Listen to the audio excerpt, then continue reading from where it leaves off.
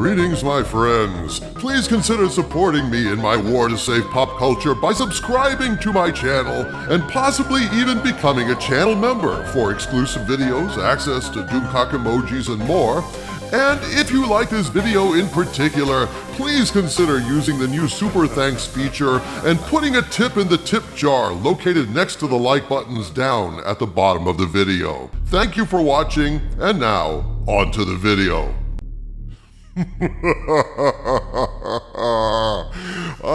It's good to be proven right, my friends.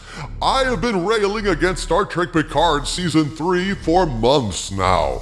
I've been saying all along that, from what I've seen of the trailers, Picard Season 3 looks like more of the same damn Kurtzman Trek.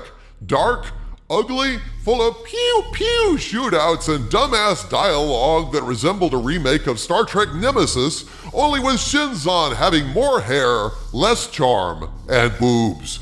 I also stated that it doesn't matter whether or not Picard Season 3 is good or bad. That's utterly irrelevant, because you see, Picard Season 3 is produced by Alex Kurtzman and Secret Hideout, and that alone is reason enough not to watch it. Because if you do support Picard Season 3, you're crawling back like an abused spouse to the company that beat the love out of Star Trek from you for years. If you support Picard Season 3, you're rewarding the very company and creatives that killed Star Trek, sodomized its corpse, and harvested its organs for profit on the black market. So ultimately, it doesn't matter if Picard is good or bad. You should have enough self-respect not to support a company that spit in your face for years, pissed in your toilet, and didn't flush.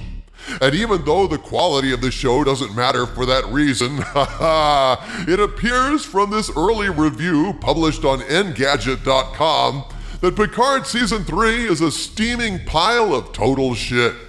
A review has been written that is so scathing, I could have written it myself. And reading this vicious review was like, well, for me, folks, it was like Christmas came early for Doomcock. So many others on Twitter and YouTube with insider Hollywood access, friendly ports in the critical storm, so to speak, handpicked by Paramount and Terry Matalas and willing to forget and forgive years of some of the most vicious fan abuse in Hollywood, have, surprise, surprise, been saying how wonderful Picard Season 3 is. Well, not surprising really, since Paramount isn't going to give early access to anyone who isn't kindly inclined towards Kurtzman Trek for God knows what reasons, but turns out that despite the early hype from friendly and very vocal sources, Picard Season 3 is just more Kurtzman Trek with a whole bunch of memberberries sprinkled on top to mask the stench.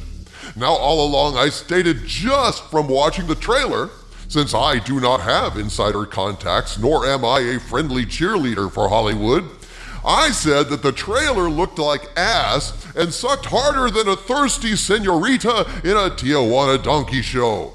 Turns out, according to a lengthy and detailed review on Engadget.com, my assessment of the trailer was quite correct, and Picard Season 3 sucks as bad as Seasons 1 and 2 did. Is that why you were laughing your armored ass off a few minutes ago? You were reading this review?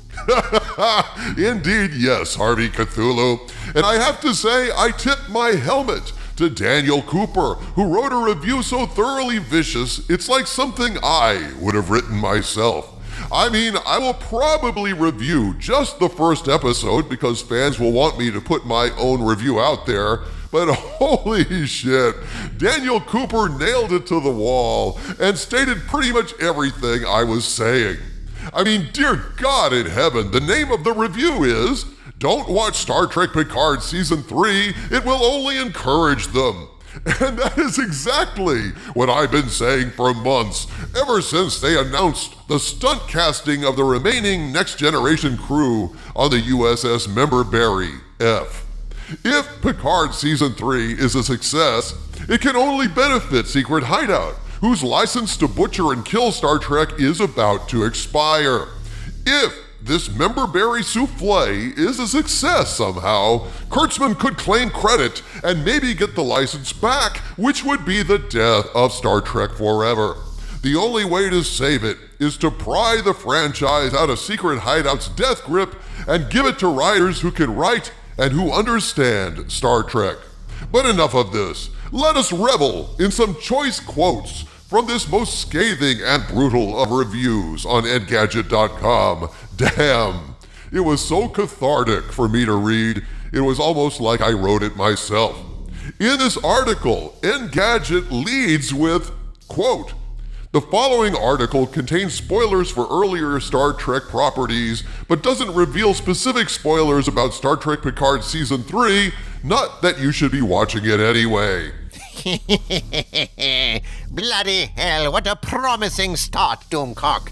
Doomcock was right, folks. Doomcock was right. Never doubt him. What can I say? I've got a very strong Kurtzman detector, folks.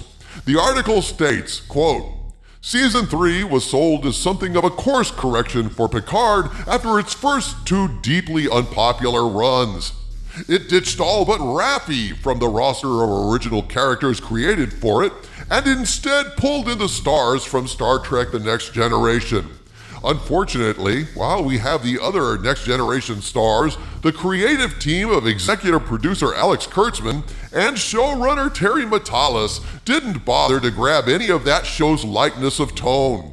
Picard remains a grim, dark slog, shot on perpetually underlit sets and featuring a succession of increasingly bleak set pieces. The plot is stretched so thin that the first 4 episodes turn out to be little more than an extended prologue for the rest. A prologue that could, I should add, have been an efficient and possibly more enjoyable hour. Ha! Get that, folks? It was 4 hours, should have been a single hour. But that's Kurtzman Trek for you, isn't it? Talk about padding. The story is so obvious, too, that you'll be ahead of the characters pretty much non-stop as they stumble from one idiot plot to the next. Well, it's no surprise. Kurtzman Trek has never made much sense, with a starship teleporting across the universe instantly using mushrooms and pixie dust, and I'm not sure Secret Hideout actually employs writers. I suspect they employ a bunch of monkeys throwing poop at typewriters, but hey, I'm not a Hollywood insider either, Doomcock. No, writing has never been Kurtzman Trek's strong suit. Of course, nothing has been Kurtzman Trek's strong suit other than pissing off fans. They're very good at that. The article continues, quote, "Picard is one of those series where you often find yourself shouting at the screen as the next stupid moment unfolds in front of you. Even worse is that the show's creative teams seem to think that it's us, the audience, who are deficient in the thinking department. There is scene after scene in which characters repeat the same lines back to each other because the crew assume they're not paying attention. To make sure nobody's left behind, everyone has to speak in exposition so ham-handed that, now that this is over, I think Michelle Hurd deserves personal injury compensation. Raffi gets saddled with so many cringe-inducing lines where she states and restates the obvious that I started grasping fistfuls of my own hair to relieve some of my discomfort. And as for the storyline, what can I say? It's clear that Alex Kurtzman is only comfortable writing in a single register. His go-to is usually a militaristic, testosterone-fueled, paranoid Reaganite fantasy in which the real villain was our own government all along. He did it in Into Darkness, Discovery Season 2, and even the first season of Picard, to the point where Starfleet is now so lousy with double agents that all of their schemes fail because the saboteurs are all too busy sabotaging each other's plans instead of that of the wider Federation. Yes, Kurtzman Trek's hatred of Roddenberry's optimism is one of the worst things about New Trek. You're less likely to see understanding and tolerance of aliens than assholes plucking eyes out and dropping F-bombs. Kurtzman always had Starfleet full of traitors, pricks, and obnoxious scum. Yeah, New Trek is Trek made by people who hate Star Trek for people who hate Star Trek. Case in point, the article continues, quote,